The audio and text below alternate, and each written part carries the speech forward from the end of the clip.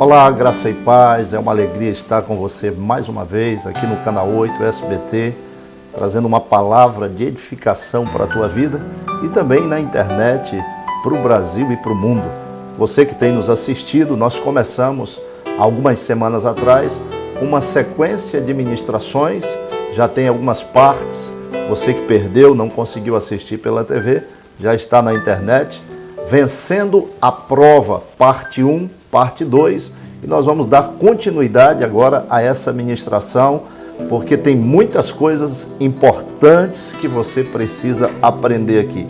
Eu quero começar com um texto, o salmista, Salmo 34, versículo 7, e quero ler 3 versículos, Salmo 34, versículo 7, também o versículo 17 e o 19. O versículo 7 diz assim: o anjo do Senhor acampa-se ao redor dos que o temem e os livra.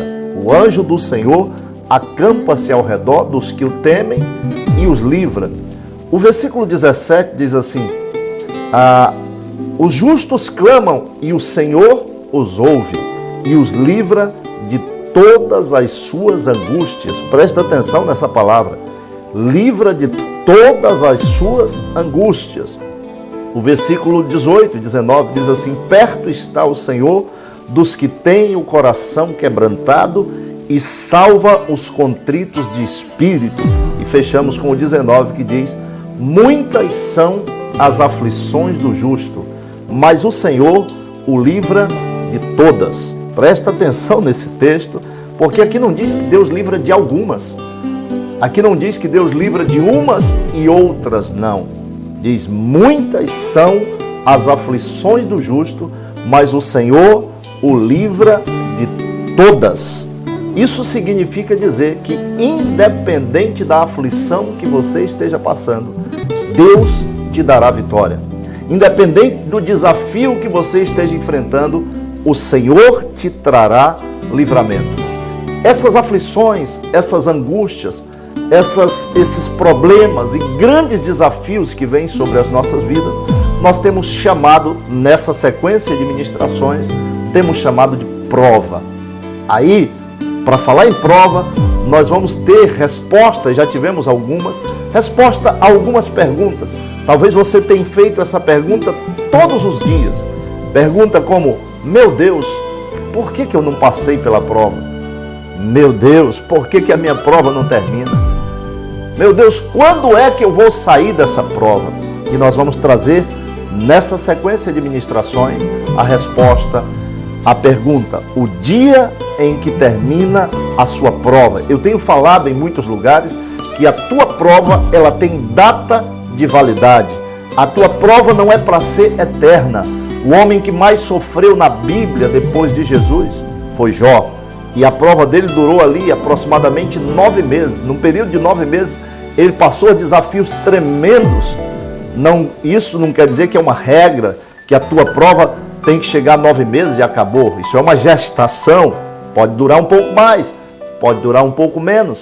Mas uma coisa eu quero lhe dizer, e embasado nessa palavra, Deus te livra de todas as provas. Aliás, melhor dizer, e é isso que nós temos ministrado, Ele às vezes não te livra da prova, mas Ele te livra na prova.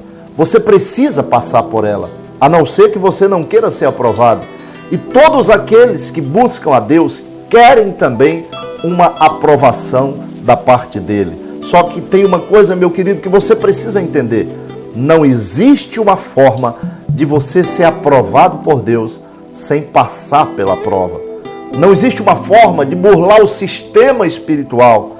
Não existe uma forma de você chegar onde outros chegaram sem fazer as coisas que outros fizeram. Aliás, se você quer conquistar o que ninguém conquistou, você precisa ir além, você precisa fazer o que ninguém fez. Nós costumamos dizer, nada muda se nada muda. Se você fizer sempre as mesmas coisas, você vai ter sempre os mesmos resultados. Isso significa dizer que se você já foi reprovado na prova que Deus te propôs, ou que Ele permitiu que viesse sobre a tua vida, se você já foi reprovado uma vez, está fazendo as mesmas coisas, Posso te dar uma notícia e talvez não seja muito boa, mas a tua aprovação não vai acontecer agora. Tem que mudar, alguma coisa tem que acontecer, coisas diferentes precisam acontecer. O grande desafio é que muitas vezes, e às vezes não é má vontade, a maioria das igrejas está ensinando a você viver uma fé, só que é uma fé superficial, uma fé que não tem ações, uma fé que espera que Deus faça alguma coisa sem que nós façamos a nossa parte. Eu já ministrei muito seminário de ativação do sobrenatural, mas em alguns lugares que fui chamado para ministrar sobre o sobrenatural, eu não consegui entrar no sobrenatural, porque sequer as pessoas aprenderam a viver no natural.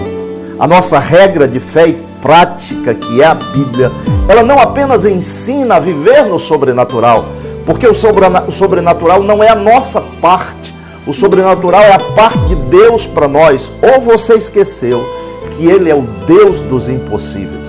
Se Deus é o Deus dos impossíveis e nós não trabalhamos para Deus, nós trabalhamos com Deus, é por isso que a Bíblia diz que nós somos cooperadores de Deus, ou seja, Deus faz o impossível, só que o possível nós temos que fazer.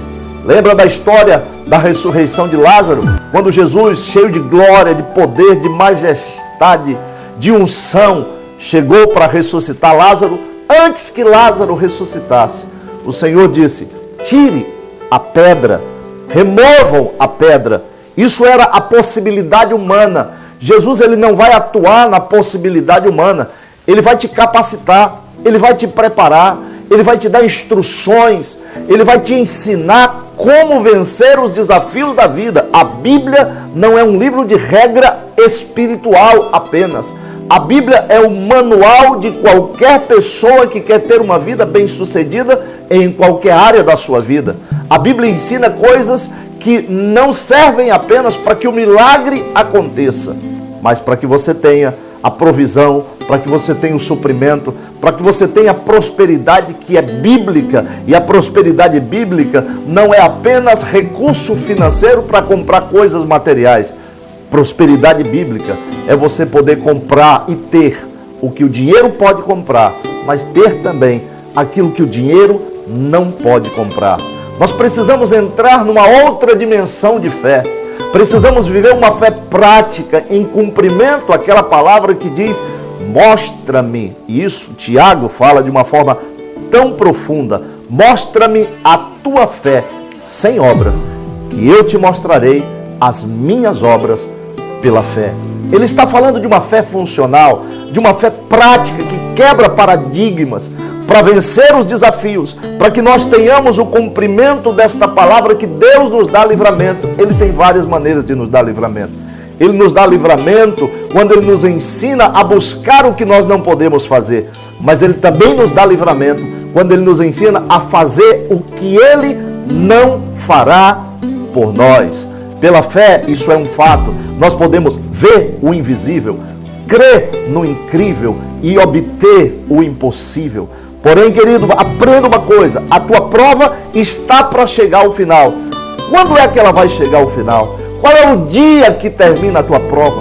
O que falta para você vencer, para avançar, para dar um passo a mais, para ir para um outro patamar, para uma outra dimensão, para um outro nível? O que está faltando? Será que está faltando fé? Será que a prova na vida, ela só vem para quem não tem fé? Isso é um paradigma que precisa ser quebrado. Nós temos dito nessas ministrações que Deus não livra da prova, Ele livra na prova. Isso é uma questão que você vai precisar aprender. Não foi por falta de fé que Sadraque, Mesaque e Abednego foram jogados na fornalhas. Não foi por falta de fé que Daniel, que orava muito mais que qualquer um de nós, foi jogado na cova. Eles foram jogados ali, não foram livres disso, eles foram livres nisso. Eles não foram livres da fornalha, da cova. Eles foram livres na fornalha, na cova. E se nós queremos um exemplo mais forte, mais contundente, podemos pegar o exemplo de Jesus. Jesus na cruz, agora sendo abandonado por todos, rejeitado por todos, Ele agora vai olhar para o pai e por um momento o pai não olha para ele e ele faz uma oração muito profunda. Ele diz: Senhor, se possível for, passa de mim esse cálice. Hoje nós terminamos essa palavra e semana que vem temos a continuidade para ministrar poderosamente a sua vida. Não deixe de assistir as 4 partes dessa ministração, Como Vencer a Prova.